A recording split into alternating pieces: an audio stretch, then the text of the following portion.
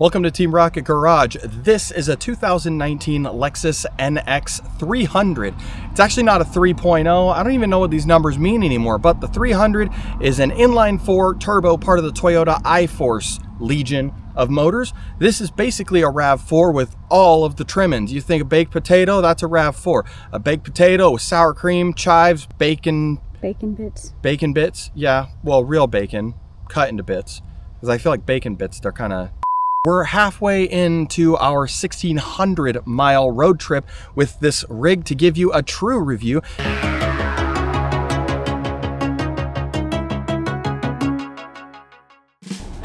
So we're loaded up here, ready to roll. We've got one large suitcase, pair of shoes. There's a tripod back here. What is that, a 40 pack of water? An Apache case, camera case, and a jacket, and we're about filled up. So, she's, you know, it's a tight fit in there. I bet you could stack maybe 2 of these on top of each other and then a cooler with like the water under it or something. But yeah, this is a small car. I wonder how small it is compared to the town car. Let's see. That's a big difference. I mean, the town car is basically like, let's just get this hole in the frame.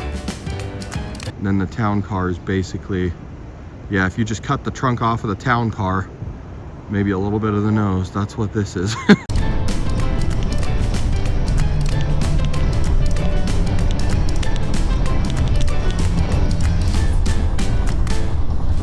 I'm in the back of the NX right now, going through some video footage, editing. My wife is so kind as to drive me, and I thought it was kind of funny. So I've got some couch pillows because I know it's going to be kind of relaxing back here. But this little window right there, the sun glares through it on my screen, so I have to use a second pillow to post up right here. And well, it is what it is. Yeah, this car has, I mean, it's a decent amount of room in it for the size of it and being like a little 4-cylinder car. Ash, what do you think about like the dimensions of everything here? Is this too big? Is it big enough? No, I think it's perfect. Perfect dimensions? Okay. You wouldn't make it bigger or smaller? No. There you have it.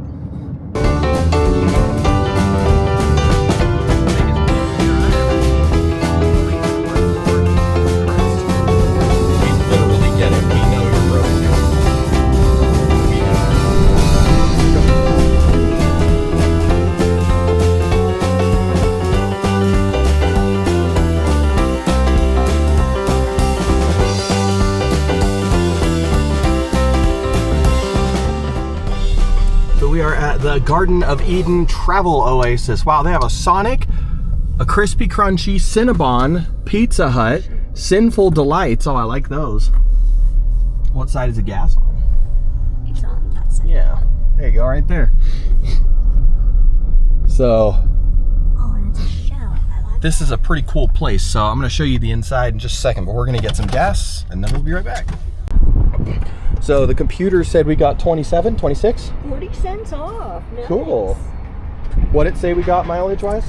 26 and a half. 26 and a half, but the person we rented this from said that the other person that had it before, Ashley, are you an animal? What? Oh. They said that they put 85 in it.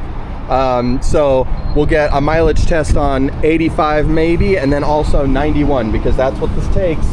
Let's go check this out, and then we're gonna do a mileage check on the Primo fuel. So I'm gonna give the camera to Ashley because she's never been here, so I want her to give you the like first person thing. So here you go.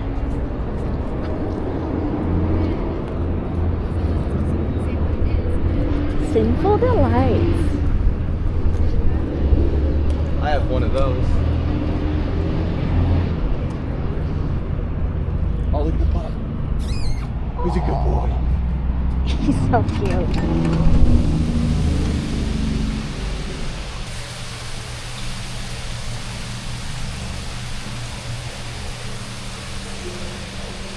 Whoa. Who's Garden of Eden? That guy tempts you.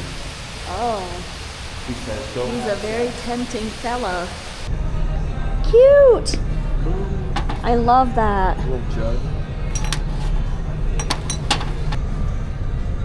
Wow, that does smell like bacon. It's time to spice it up. Dude, this is something your Fall mom would breeze love, and cozy. Oh my gosh, yeah. Zach! Okay, well, that's pretty solid. Why is it not? Now, why doesn't it like click they should in, you rubber know? band it.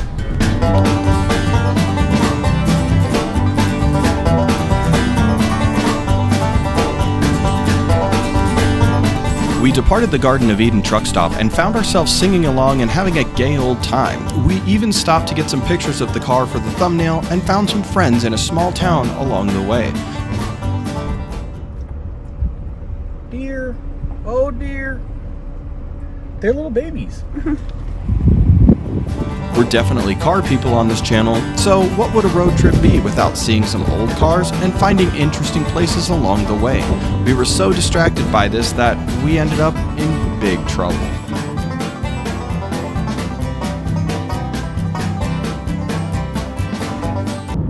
So we're basically out of cell phone reception here. We got our fuel light on because I forgot, I got carried away. And we got 12-mile range. Oh shit, look at that thing. Trying to make it to a fuel station. It says range 12 miles. Boink. The fuel station is like 20, 25 Boink. Miles from here, so might end up in trouble. All right, so I am driving my absolute calmest to try and keep that mileage indicator up. We've got 38 miles per gallon that we're getting. We're basically going downhill here. We've got a range of 2 miles left, so this is gonna be pretty scary. We've got, I think, 17, 18 miles to go to the Arrowhead Travel Plaza. We have a range of 0 miles. Doing what we can to keep that mileage up, going slow. 6 miles ahead is the big downhill deal.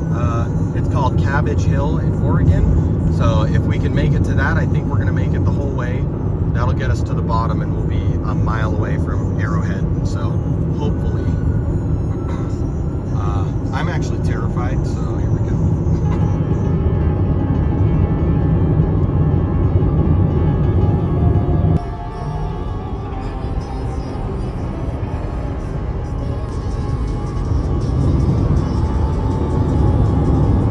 As we admire the beauty of the Umatilla National Forest and the valley surrounding it, we were lucky enough to finally see that big bright LED board, the Arrowhead Travel Plaza. So from the Garden of Eden. From the Garden of Eden to the Arrowhead Travel Plaza is our absolute full to basically absolute empty Cash Road. With K Cash.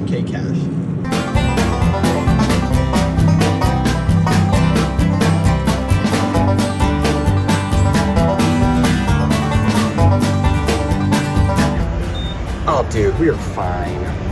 Get a gallon and a half left. One click.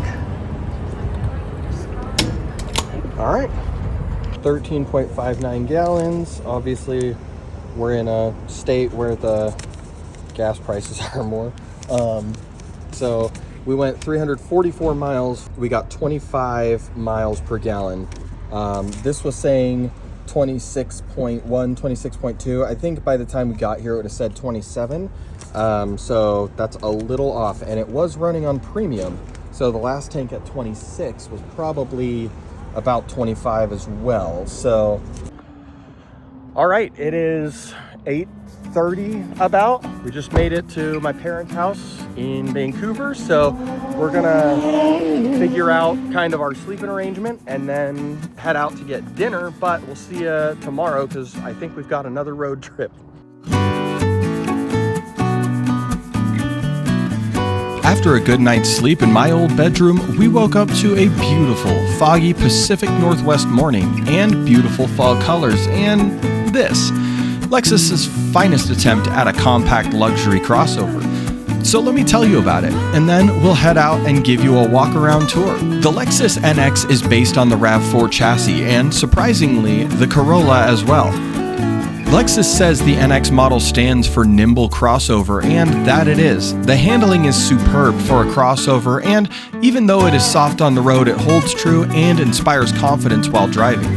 The NX300 is powered by a turbo inline 4 with a 6-speed automatic transmission. The engine runs smoothly and makes 235 horsepower. The shifts are smooth and precise. If I hadn't told you, you'd have no idea that this is basically a Corolla. But how well does it actually cross over? Does it actually handle like a car and off-road like an SUV? Well, it's still a Lexus, so it is quite car-like, but we tested the all-wheel drive a little, and even on a muddy hill, the ground clearance is what stopped us. So let me give you the sunset tour of this 2019 Lexus NX, and we'll see how it does off-road.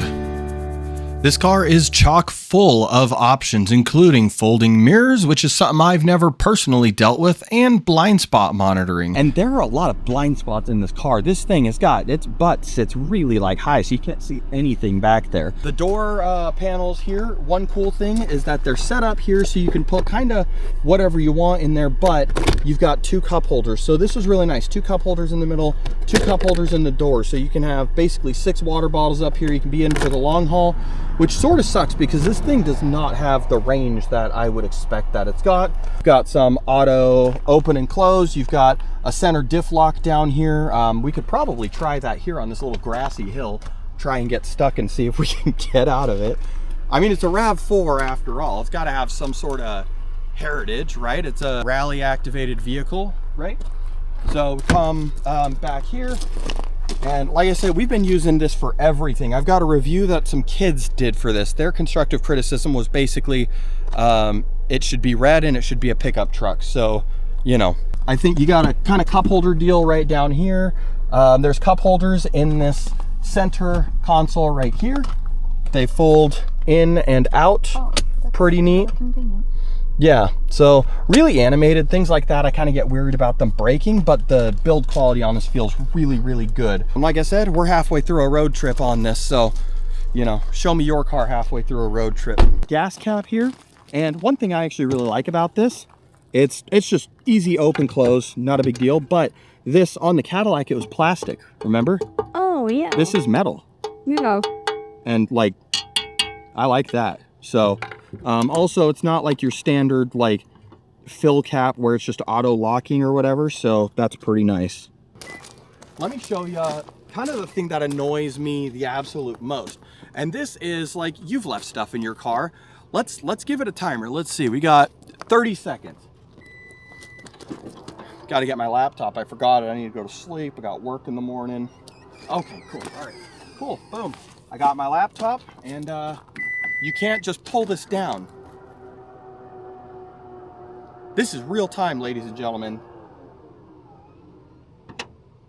All right, cool. So that's 21 seconds to open the back, get something, and close it. Maybe I'm just being a complainer, but I don't know. That seems like a lot. One thing I'm actually really impressed about, this 6-year-old car, it's in really good shape, 8,500 miles. Pretty much same thing over here, child lock, power windows. It's got auto up and down in the back, which is really cool. So all the way around every door and from the front door, pretty cool. The seats fold down, but we'll kind of show you that once we get home back to Utah. We're out here in the Pacific Northwest really testing this girl. Come over here. We got pretty standard array of equipment, very basic luxury car, but it's still a Lexus. I think I'd prefer to just have like the high quality options instead of a lot of options and like lower quality trimming, right, Ash? Because that Cadillac was like falling apart. Like the back of the seat was falling off. There were like panels that didn't really fit well. So again, awesome leather seats. It's got heat and cooled seats. However, it does not have a heated steering wheel. I would think that for both of those, it would have a heated steering wheel, and the steering wheel is not power. The steering wheel, you gotta like pull a lever, move it, and then pull it back up, which is like kind of a RAV4 deal, you know? Let's get to the schnoz of the things. Ashley, you're a girl. What would you rate this car's attractiveness on a scale of 1 to 10? Wow, it's a lot of things. I'll go with the safe 7. A safe 7? I mean, I feel like that's pretty good. I mean, I'm just thinking about like some of the girls that I know that are definitely like they need a more attractive looking car. I can see them driving this.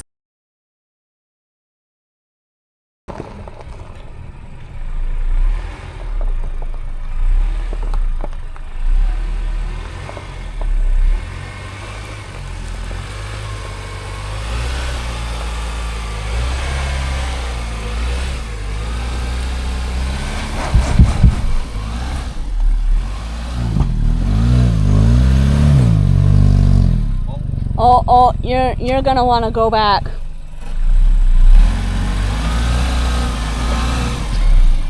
Okay, so I said, I mean, I'm surprised that it climbs this. Look at the angle I'm at. Bring the camera in, because it's auto like leveling. We can measure that angle.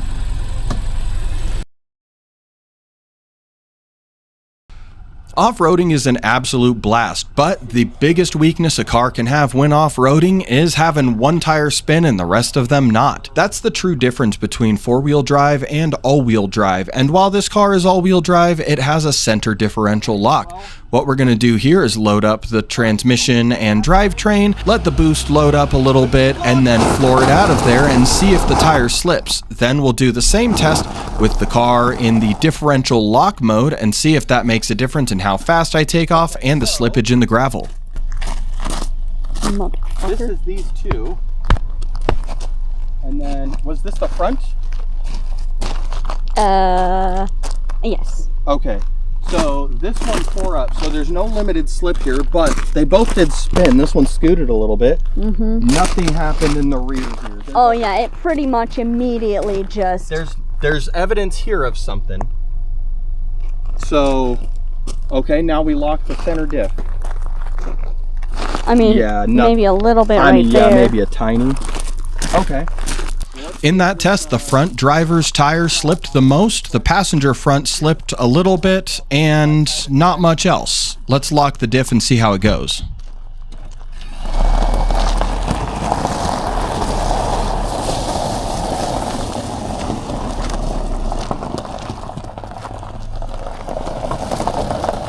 Alright, so, boost launch in traffic. Center diff on it, flash for a second, so it is actually engaging something mechanical. It's not just a setting. Point the camera at the front, but watch the rear with your eyes. You ready? It just goes. Yeah. So this was already right here, so there was a little bit of spin. I didn't hear any slip, actually. Yeah, there was a little bit of spin up here. So this was already... That was already there. There's a tiny bit right here. Is that where my other tire was? This one, there was no... I mean, it just went. So, well, that's pretty neat. After our pseudo off-road test, we checked out one of Vancouver's absolute culinary staples, Muchas Gracias, after a night of throwing up. And while we get gas, we'll check out some of the, we'll call it, questionable design choices of the Lexus NX, and then head out to my sister's place, where we're going to check out a restaurant that she swears is the best she's ever been to.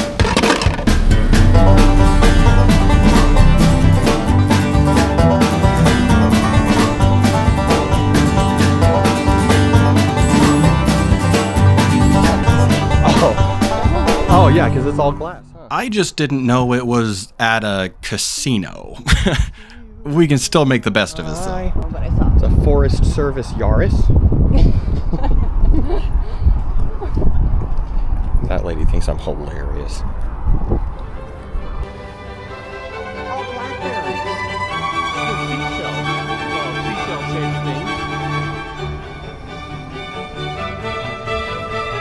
See, as a Lexus person, I'm not about this gambling, right? Like, I like to pay my money, I get quality Toyota vehicle, right? Toyota backed, Toyota reputation, Mercedes soft, plushness. I don't want to say Mercedes quality because that goes the wrong direction. After consuming a plate full of food that is definitely my caliber but not my bank account's caliber, we head off to spend more time with family because tomorrow Ashley and I are heading back to Utah. Hi, casino.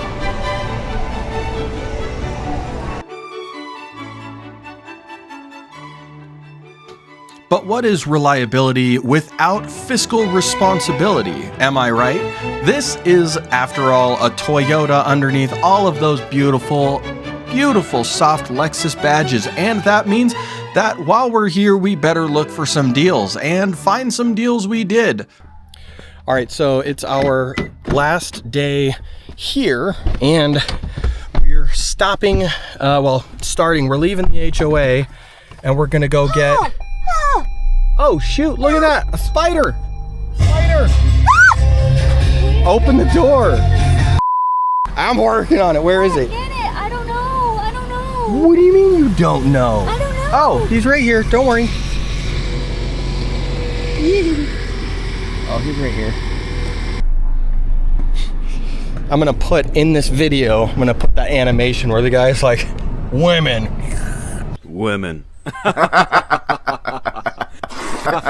So we're gonna go buy some Centro wheels. These wheels, they're not incredibly expensive, but they're old, so they're hard to find. You can't find them at the junkyards anymore.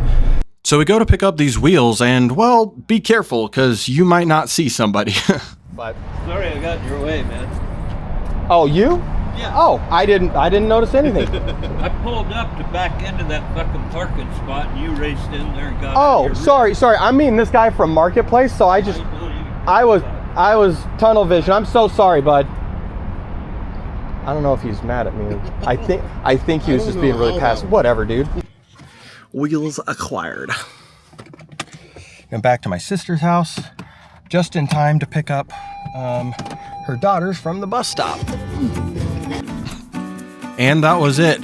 One last day in Vancouver with my sister, and we had to leave the next morning. So we made the best of it and did what we could. It's never enough time, but we've got to keep reviewing this Lexus. So without further ado, let's head on home and we'll talk about it.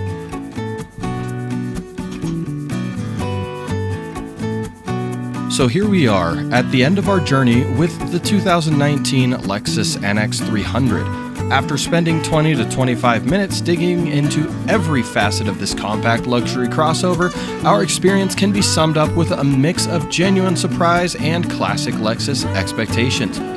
Under the hood, this inline 4 turbo with the 6-speed automatic and all-wheel drive did its job. Power was certainly okay, not a sports car, but you'll get up to speed with traffic just fine, even with a full cabin. The one real question mark was efficiency. We saw an average of 25 miles per gallon on the highway, running on premium fuel, which just missed the 28 mile per gallon highway rating. What truly surprised me was the handling. This little crossover corners with a precision and confidence that really impressed me. It feels planted, responsive, and honestly a joy to pilot when the roads get twisty. Where the car felt less sure of itself was off of the pavement. We tested the off-road features, and while the diff lock mechanism was genuinely impressive, the ground clearance simply wasn't enough to inspire confidence. This is, at the end of the day, a vehicle meant for the city and the suburbs, not necessarily the trail. And while it's rated to tow 2,000 pounds, its light feel and size suggest that even though the power, brakes, and handling are likely up to the task, towing might not be the most comfortable experience. On the highway, technology was a mixed bag. The adaptive cruise control and seamless way the transmission and engine provided downhill and engine braking, fantastic. That's luxury done right. But then there's the lane departure correction. To put it mildly, it was embarrassingly bad. Waiting until we were halfway into another lane to correct, only to bounce us between the lines, it's a feature that needs serious refinement. In an era where even non-luxury car brands offer smooth, subtle corrections, the NX system feels severely outdated. Yet, all of that fades when you talk about build quality. This is classic Lexus. The fit and finish of the exterior are excellent and the interior is super nice. You can tell this car was built to last. It's the reason why I believe this NX will continue to look really good for a very long time. My only wish is that the cabin was a little quieter to truly nail that luxury cocoon feeling. Now, I have to address the styling. For me, the aggressive, polarizing front end, particularly that spindly nose, just isn't very attractive. But looks are subjective, and if you love the aggressive design language of the Lexus, you'll love this car. So, how does the 2019 NX300 stack up against the competition? Compared to a classic like the Cadillac SRX, the NX has far more modern styling, but you will pay nearly double the price for the privilege. Against the newer Acura RDX, you get more modern, arguably bolder styling with the Lexus, but you are definitely sacrificing some power. And finally, the premium class, the Lincoln Corsair and the Porsche Macan. I'll have to be honest, both of these competitors have styling that I find much more appealing, and both offer more power. However, the NX plays in a similar price field, and that comes with the legendary Lexus build quality and reliability that neither the Porsche or the Lincoln can match. Ultimately, the 2019 Lexus NX300 is a compact luxury crossover that excels at what Lexus does best: impeccable build quality, comfortable luxury, and a surprisingly sporty driving experience. If you can look past that somewhat light feel, the finicky tech, and maybe the nose, what you're left with is a car that will serve you faithfully, comfortably, and look good doing it for years to come. This has been our in-depth look at the 2019 Lexus NX300. We hope this helps you make your decision.